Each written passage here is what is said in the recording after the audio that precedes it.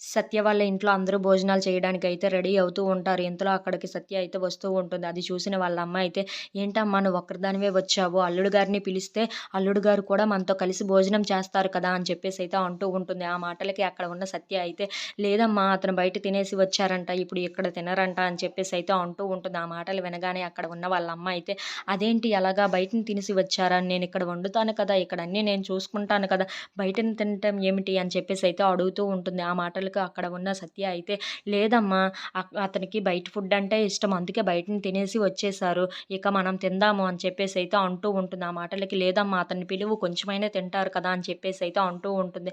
ఆ మాటలకి అక్కడ ఉన్న సత్య అయితే, "లేదమ్మా అతనికి కుదరదంట, రారంట" అని చెప్పేసైతే సత్య అంటూ ఉంటుంది. ఇంతలోనే అక్కడికి క్రిష్ అయితే వచ్చి, "ఎందుకు కుదరదు? కుదురుతుంది కదా! నేను వచ్చేసాను" అని చెప్పేసైతే అంటూ ఉంటాడు. ఇంతలో అక్కడ ఉన్న సత్య అయితే వెనక్కి తిరిగి ఒక్కసారిగా షాక్ అయిపోతూ ఉంటుంది. ఇంతలో అక్కడ ఉన్న క్రిష్ అయితే అక్కడికి వస్తూ ఉంటాడు. అది చూసిన వాళ్ళ అమ్మ అయితే, "ఆ! అల్లుడు గారు ఇక్కడ కూర్చోండి" అని చెప్పేసైతే దాన్ని కూర్చొనబెడుతూ ఉంటుంది. "ఏంటి అల్లుడు గారు అలా కూర్చున్నారు? బాగా కూర్చోండి" అని చెప్పేసైతే అంటూ ఉంటుంది. ఇంతలో అక్కడ ఉన్న క్రిష్ అయితే తాగి రావటంతో అక్కడ ఉన్న సత్య అయితే చాలా టెన్షన్ పడిపోతూ ఉంటుంది. ఇప్పుడు అమ్మా నాన్నలకి ఎలా చెప్పను అని చెప్పేసైతే అనుకుంటూ ఉంటుంది. ఇంతలో అక్కడ ఉన్న క్రిష్ అయితే, "నాకు ఒక అలవాటు చేసేసింది నా భార్య.